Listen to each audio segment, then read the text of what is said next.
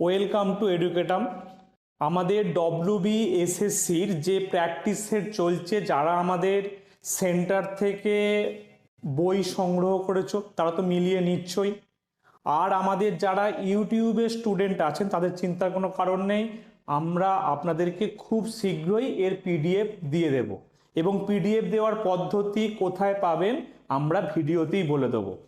আমাদের লজিক্যাল রিজনিংয়ের 10-এ 10 সংকল্প যাত্রা চলছে।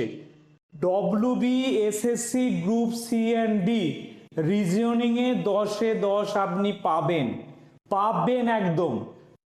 আমাদের এডুকেটামে যে ক্লাসগুলো চলছে, আমাদের প্রত্যেক দিন আপনারা ক্লাস পাবেন। English, general awareness, logical reasoning, ম্যাথের ক্লাস রেগুলার পাবেন। ক্লাস করতে থাকুন, পরীক্ষায় 99% কমন, আপনার চাকরি নিশ্চিত। আর রিজনিংয়ের সংকল্প যাত্রার তৃতীয় ক্লাস, সংকল্প কি 10-এ 10, সাথে এডুকেটাম আর এডুকেটামে শুভজিৎ স্যার। আসুন প্রথম প্রশ্নে আজকে যাই। 5 জন পুলিশ কর্মী একটি সারিতে দক্ষিণ দিকে মুখ করে দাঁড়িয়ে আছে। কি বলেছি? বেসিক সাথে প্র্যাকটিস, কেবলমাত্র ইউটিউবে এডুকেটামে। আসুন কি হচ্ছে না, আমি একটা লাইন ভাবলাম, দক্ষিণ দিকটা এদিকটা আমি মনে করে নিই। দেখুন কি বলছে, পড়তে থাকুন। কি করবেন? পড়ে নেবেন, পড়ে এখানে প্লেস করবেন। শেখর ধনুষের একদম ডান দিকে দাঁড়িয়ে আছে, তাহলে কি? এবং কৌশিক অনিল ও ধনুষের মাঝখানে দাঁড়িয়ে আছে। ডেভিড শাড়ির একদম ডান দিকে দাঁড়িয়ে আছে। কে শাড়ির একদম মাঝখানে দাঁড়িয়ে আছে। তাহলে প্রথম দেখি কি বলছে না, শেখর ধনুষের একদম ডান দিকে দাঁড়িয়ে আছে। শেখরকে আমি একটা জায়গায় প্লেস করলাম। তাহলে কি না, মনে রাখবেন তারা কি এই দিকে মুখ করে আছে। তাহলে কি না, শেখর কি বলছে না, শেখর ধনুষের ডান দিকে। তা ধনুষ যদি এইখানে হয়, ধনুষের ডান দিকে শেখর। এবার কি বলছে দেখুন, কৌশিক অনিল ও ধনুষের মাঝখানে আছে। তাহলে কৌশিক কোথায় আছে? কৌশিক অনিল ও ধনুষ এখানে। তাহলে অনিল যদি আমি এখানে করি, তাহলে কৌশিক কি হবে? কৌশিক এই জায়গায় আসতে চাইছে। এবার কি বলেছে দেখুন না, ডেভিড শাড়ির একদম ডান দিকে। তাহলে কি এখানে কে আছে? এখানে ডেভিড আছে। তাহলে কি বলছে না, প্রশ্নে আসুন, কে শাড়ির মাঝে অবস্থান করছে? তাহলে শাড়ির মাঝে আমি কাকে দেখতে পাচ্ছি? এদিকে দুজন, এদিকে দুজন। তাহলে মাঝে কে আছে? মাঝে আছে দেখুন ধনুষ। তাহলে বেসিক কি পড়বেন, আপনি ধরে নেবেন আপনার যে এক্সাম সিট সেখানে আপনি ধরে নিলেন এই দিকে মুখ করে আছে, প্লেস করতে থাকুন, দেখবেন ঠিক উত্তর এসে গেছে। তো দেখুন ডি মানে ধনুষ। তাহলে দেখুন অপশান ডি, ধনুষ হচ্ছে আমার কি হবে সঠিক উত্তর। বোঝা গেল? ক্লিয়ার? আসুন পরেরটায় দেখি। দেখুন 32 এই প্রশ্নে কি বলছে না, এই প্রশ্নে দেখুন, এই প্রশ্নে বলছে, এই প্রশ্নটা খুব একটা ইন্টারেস্টিং প্রশ্ন। দেখুন প্রীতি রাহুলের থেকে বেশি নাম্বার পেয়েছে। তাহলে কি আমি প্রীতিটাকে PRITI প্রীতি লিখলাম, বড় নাও লিখতে পারেন, আমি বোঝার জন্য পুরো লিখছি। বেসিক আপনি পরীক্ষার খাতায় প্লেস করবেন, প্রীতিকে PR দিয়েও করতে পারেন। তাহলে প্রীতি কি হচ্ছে না, প্রীতি হচ্ছে রাহুলের থেকে বেশি নাম্বার পেয়েছে। তাহলে রাহুলকে আমি এখানে করলাম রাহুল। এবার দেখুন কি বলছে না, যমুনা ও দিব্যা একই নাম্বার পেয়েছে। তাহলে কি না, যমুনা সমান দিব্যা করে রাখলাম। এবার দেখুন কি বলছে না, ললিতা মঞ্জুর থেকে কম নাম্বার পায়, রাহুল যমুনার থেকে বেশি নাম্বার। তাহলে কি রাহুল যমুনার থেকে বেশি নাম্বার পেয়েছে। এবং কি বলছে দেখো, মঞ্জু দিব্যার থেকে কম নাম্বার। তাহলে কি, যদি আমার এখানে দেখুন কি যমুনা দিব্যা যদি একই নাম্বার পায়, তাহলে মঞ্জু কি হবে? মঞ্জু তাহলে এদের পরে মঞ্জু আছে। তাহলে কি বলছে না, এরপরে কি বলছে দেখো না, এরপরে দেখো বলছে প্রীতি রাহুলের থেকে বেশি নাম্বার পায়, করে দিয়েছি। যমুনা দিব্যা একই নাম্বার পেয়েছে, করেছি। ললিতা মঞ্জুর থেকে কম নাম্বার পায়। দেখুন এটা আগে দিয়েছে কিন্তু প্লেসড হবে কোথায়, শেষে। বেসিক হচ্ছে আপনাকে আগে একটা খসড়া করে নিলেন, তারপরে শেষে কেন জায়গা ফাঁকা রেখে বলেছি কি আপনাদেরকে বেসিকটা যখন সাজাবেন একটু ফাঁকা রেখে রেখে সাজাবেন। তাহলে কি এখানেই তো উত্তর, ললিতা মঞ্জুর থেকে কম পেয়েছে। তাহলে মঞ্জু কি না, মঞ্জুর পরে কি আছে, মঞ্জুর পরে ললিতা। তাহলে দেখুন কি হচ্ছে না, সাজালে ঠিক এরকম ভাবে আসছে। তাহলে কি বলেছে, কে সবচেয়ে কম নাম্বার পায়, দেখো এল ফর কি, ললিতা। তাহলে আমাদের উত্তর কি হয়ে যাবে, অপশান সি। তাহলে কি হবে, ললিতা কি হয়েছে, সবার থেকে কম নাম্বার পেয়েছে। বেসিক কি পড়বেন, খাতায় একটু ফাঁকা ফাঁকা, প্রথম থেকে একটু ফাঁকা ফাঁকা করে লিখে লিখে যাবেন। কেন ফাঁকা লিখতে বলেছি না, আগের ভিডিওতেও বলেছি, এই যে আমি পরে যখন নিচের দিকে দেখবেন কি না ওপরের দিকের কথা লেখা আছে, তখন কি যাতে মাঝে আপনি সেগুলোকে পুট করতে পারেন। এটা হচ্ছে বেসিক। সাজাবে একটু গ্যাপে গ্যাপে সাজাবেন যাতে পরে আপনি জিনিসটাকে দিতে পারেন। বোঝা গেল? আসুন পরের ভিডিও দেখি। আসুন নেক্সট কি বলছে দেখুন, 33 বক্তব্য কি বলছে না, সকল খেলোয়াড় হলো শিক্ষিত। তার মানে কি না, যদি আমি এটা দেখুন এর বেসিক কি বলেছি, আমি ভেন ডায়াগ্রামে প্লেস করব। দেখি সকল খেলোয়াড় হলো শিক্ষিত, তাহলে অল প্লেয়ার, যেটাকে আমি প্লেয়ারটা কি করলাম না, খেলোয়াড়টাকে আমি প্লেয়ার ইংরাজি পি দিয়ে ডিনোট করলাম, শিক্ষিতটা হচ্ছে ই দিয়ে করলাম, আর সংস্কৃতবান হচ্ছে কালচারাল।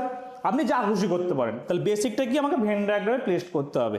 দেখি সকল প্লেয়ার হচ্ছে কি, সকল প্লেয়ার হচ্ছে কি এডুকেটেড।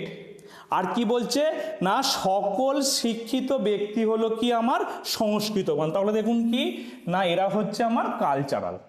কি বলছে দেখুন, সকল খেলোয়াড়ই হলো সংস্কৃতবান। তাহলে কালচারের মধ্যেই কি না প্লেয়ার আছে। তাহলে দেখুন 1 হচ্ছে আমার কি হলো না, এই তথ্য অনুযায়ী বক্তব্য অনুযায়ী আমার সঠিক হলো। দেখুন নাম্বার 2 কি বলছে, সকল সংস্কৃতবান ব্যক্তিরাই হলো খেলোয়াড়। এই তো কালচারাল, তাহলে খেলোয়াড় এখানে আছে, সবাইকে আমি পাচ্ছি। দেখুন সবাই কিন্তু আমি খেলোয়াড় পাচ্ছি না, সকল সংস্কৃতবান ব্যক্তিরাই। তো দেখুন কি অপশান আমার যে সিদ্ধান্ত অনুযায়ী দেখুন 2 নম্বর যে সিদ্ধান্ত সেটা আমার ঠিক নয়। তাহলে কি পেলাম, অপশান 1 পেলাম ঠিক।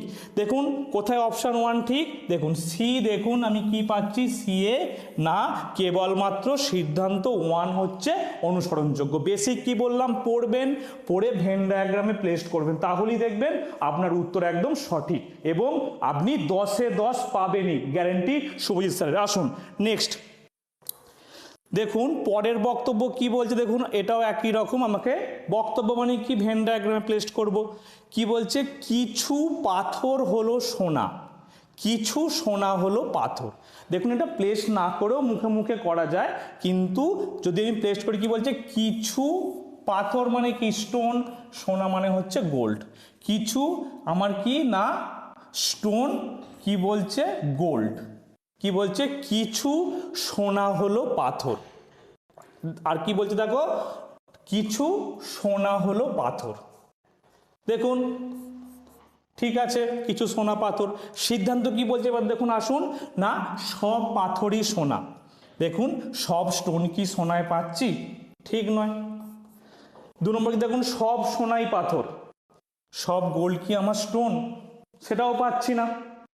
তাহলে উত্তর আমার কি হবে না, দেখুন সিদ্ধান্ত 1-2 অনুসরণযোগ্য, বি কি 1-2 কোনো সিদ্ধান্তই অনুসরণযোগ্য নয়। ট্রিক্স পরীক্ষায় কিন্তু সব অপশানগুলো পড়া দরকার, কিন্তু সময় বাঁচানোর জন্য যদি দেখতে পান যে আপনি উত্তরটা একদম পারফেক্ট পেয়ে গেছেন ভেন ডায়াগ্রাম করে, তখন না পড়লেও চলে। তাহলে কি অপশান বি হলো কি, অপশান বি হচ্ছে আমার সঠিক অ্যান্সার। নেক্সট পরেরটায় আসুন, দেখুন পরেরটায় কি বলছে না, পরেরটায় বলছে খুব ইম্পর্টেন্ট কোশ্চেন, ভালো কোশ্চেন। নির্দেশ, নিম্নলিখিত প্রশ্নগুলির সামঞ্জস্যপূর্ণ শব্দটি চয়ন করুন। যখন দেখবেন এরকম মানেযুক্ত কিছু জিনিস দেওয়া আছে, এটা সায়েন্সের দেখুন মানেযুক্ত বিষয়। কি বলছে দেখুন, পোলস, পোলস মানে কি না যাকে আমরা মেরু বলি। চুম্বকের কি হয়, দুটো মেরু হয়, উত্তর মেরু দক্ষিণ মেরু। তাহলে ব্যাটারি, দেখুন ব্যাটারির কি হয়, দুটো প্রান্ত হয় তো নাকি, ব্যাটারির প্রান্তকে আমরা কি বলি, টার্মিনালস। যদি সায়েন্সের কোনো বিষয়বস্তু দেয় তখন কি এর সাথে এর সম্পর্ক কি বুঝে নিতে হবে, বেসিক হচ্ছে এটা। তাহলে ব্যাটারি কি টার্মিনালস, তাহলে কি হবে অপশান সি হয়ে যাবে আমার সঠিক উত্তর। আসুন নেক্সট পরের যেটা দেখুন বলছে, খুব ভালো প্রশ্ন, সোজা প্রশ্ন, কিন্তু অনেকে ভুল করে। দেখুন, জানুয়ারি নভেম্বর, জানুয়ারি হচ্ছে কি আমার কততম মাস? প্রথম মাস। ইংরাজি যে বছর হয় তার প্রথম মাস। জানুয়ারি মাস সামনে আসছে, 1 জানুয়ারি আমরা ফিস্ট করব, আনন্দ করব, কিন্তু চাকরি পাওয়ার জন্য আমার কিন্তু সংকল্প যাত্রা চলবে। আসুন তাহলে কি না জানুয়ারি থেকে কি না আমার নভেম্বর, নভেম্বর কি 11তম মাস, তাহলে প্রথম 12 মাসে কি হয় 1 বছর হয়, তাহলে 11তম মানে কি 1 থেকে আমি ব্যাকে কোথায় গেছি না 2টো ঘর গেছি। স্যাটারডে মানে কি রবিবার, রবিবারের আগের বার কি শনিবার, তার আগের বার কি শুক্রবার, তাহলে কি না সানডে থেকে 2টো যদি বার আমি পেছনে যাই তাহলে কি শনিবার, তারপরে আগে কি শুক্রবার, তাহলে কি ইংরেজি কি ফ্রাইডে। তাহলে এরকম প্রশ্ন হলে এটার আমার সম্পর্ক দেখে তার সাপেক্ষে এটার সম্পর্ক বের করতে হবে, পরে আমাকে সম্পর্কটা বুঝে নিতে হবে কি না মাসের পিছন দিকে যাচ্ছে, আর কারণটা কি 12 মাসে 1 বছর আর 7টা দিনে হচ্ছে আমার একটা সপ্তাহ, সেই সম্পর্ক থেকে দিয়েছে। বেসিকটা বোঝা গেল। আসুন পরের প্রশ্ন যাই। দেখুন পরের প্রশ্নে আপনাকে দিয়েছে কি অড ওয়ান্স বের করতে। দেখুন টিটেনাস, নিউমোনিয়া, টিউবারকুলোসিস এই সবগুলো হচ্ছে রোগ। হেপাটাইটিস এটাও হচ্ছে রোগ। এগুলো হচ্ছে কি না ব্যাকটেরিয়া ঘটিত রোগ, আর এটা হচ্ছে কি ভাইরাস ঘটিত রোগ। এটা হচ্ছে আপনার জেনারেল সায়েন্স থেকে লজিক্যাল রিজনিং, মানে একদম আপনার জেনারেল সায়েন্সের জিনিসটা কিছু ছেপে দিয়েছে।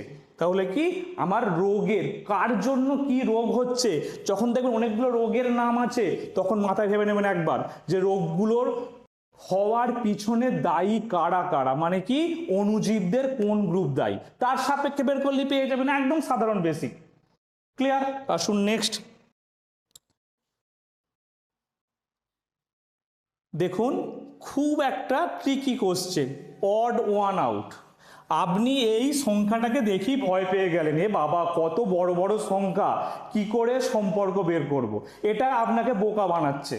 এর বেসিকটা কি দেখুন না 16, 4 স্কোয়ার, এটা হচ্ছে কি 5 স্কোয়ার, 36, 36, 6 স্কোয়ার, 7 স্কোয়ার, এটা কি 8 স্কোয়ার, এটা হচ্ছে 9 স্কোয়ার। পাশাপাশি বসিয়েছে, এরকম বড় যদি সংখ্যা দেখেন সেটাকে আগে এরকম করে মাঝখান দিয়ে বা 3টে নিয়ে একটা করে ভেঙে দেখবেন, কারণ এত বড় সংখ্যা সাধারণভাবে আপনাকে এই দিকেই ওরা ফেলে। বোঝা গেল? দেখুন 50 কি তার কিন্তু আপনি বর্গমূল বের করতে পারবেন না, 5-এর বর্গমূল বেরোবে, এটা কি না 4 হওয়া উচিত ছিল, দেখুন 4 হলো না। তাহলে কি না সবগুলো 2টো বর্গ সংখ্যার পরপর 2টো সংখ্যার বর্গ করে পাশাপাশি বসিয়েছে, অপশান ডি বসায়নি। তাহলে বেসিক কি না পরপর 2টো সংখ্যার বর্গ করে পাশাপাশি লিখে দিয়েছে, তো সেই অনুযায়ী তাহলে কি হলো আমরা অপশান ডি পেলাম, এরকম পাশাপাশি 2টো সংখ্যার বর্গ নয়। নেক্সট দেখুন এটা একটা খুব ভালো প্রশ্ন, কি বলছে মঞ্জু পঙ্কজের তুলনায় লম্বা, রাজীব রাকেশের তুলনায় লম্বা। তাহলে কি বলছে মঞ্জু কার তুলনায় লম্বা না মঞ্জু হচ্ছে, একটু গ্যাপে লিখবে, পঙ্কজের তুলনায় হচ্ছে লম্বা। তারপরে কি বলছে রাজীব রাকেশের তুলনায় লম্বা। তাহলে কি না এখানে যদি আমি রাজীব লিখি, রাজীব যে দিলাম, তাহলে রাজীব কি না রাকেশের থেকে লম্বা, কিন্তু পঙ্কজের তুলনায় বেঁটে। তাহলে কি বলছে রাজীব রাকেশের তুলনায় লম্বা, পঙ্কজের থেকে বেঁটে, ঠিক জায়গাতে প্লেস করেছি আমি এইভাবে যদি করে দিই। এবার কি বলছে প্রবোধ মঞ্জুর তুলনায় লম্বা, তাহলে কি বলছে প্রবোধ, তাহলে কি একদম তাহলে সামনে কে আসবে, সামনে হচ্ছে প্রবোধ, যে হচ্ছে কি মঞ্জুর তুলনায় লম্বা।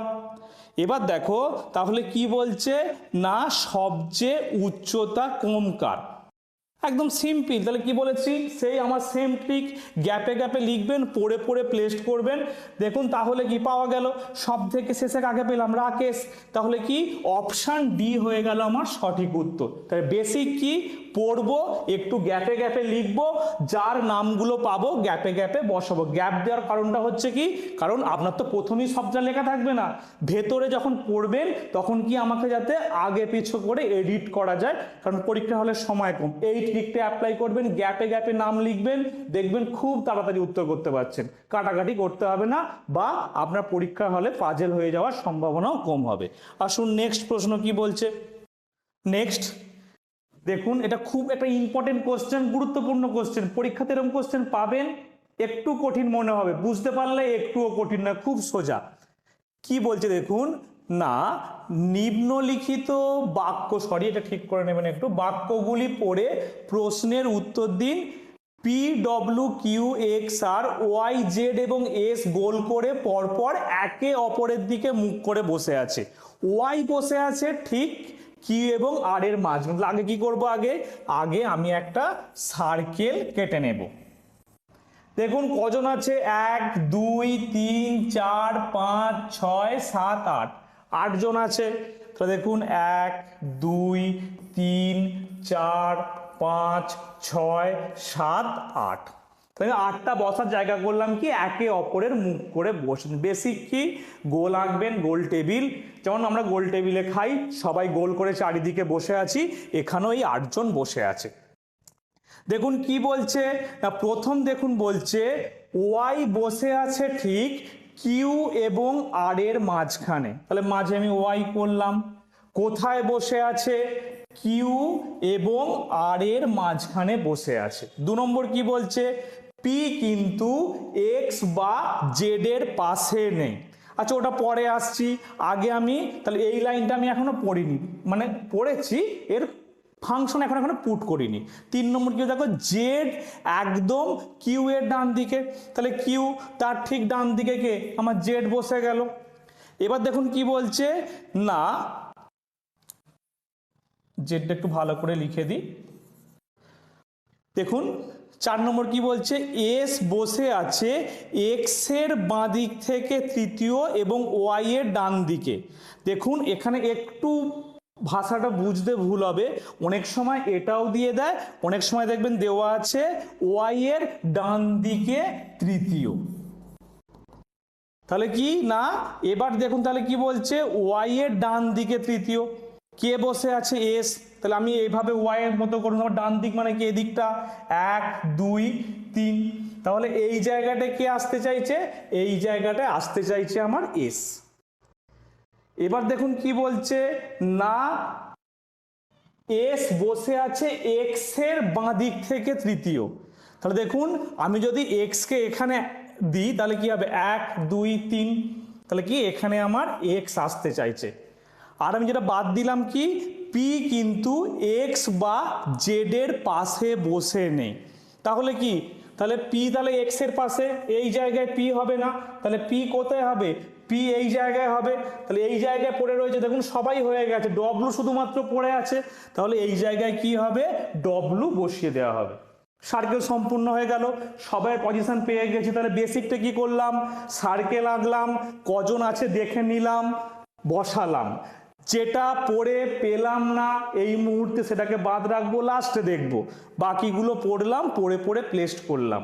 এই বাঁদিক থেকে দ্বিতীয়, বাঁদিক থেকে তৃতীয়, এই বিষয়টাই হচ্ছে এই রিজনিংগুলোর ফান্ডা।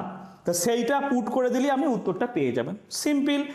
বলছে কে এস এর বাঁ দিকে বসে আছে, তাহলে এস, এবার কিন্তু মজার জিনিস দেখুন, এদিকে ডান দিক বাঁ দিক যা হবে, গোল টেবিল হলে কি হবে, এই দিকে বসলে তার কিন্তু ডান দিক বাঁ দিক উল্টে যাবে, কারণ আমি এই মুখে ডান দিক বাঁ দিক, আমি যদি এই দিকে মুখ করে, দেখুন ডান দিক বাঁ দিক কিন্তু পাল্টাচ্ছে, দেখুন এদিক করলে আমার ডান দিক এদিক, বাঁ দিক এদিক, আবার এই করলাম কি হচ্ছে, আমার ডান দিক এদিক, বাঁ দিক এদিক।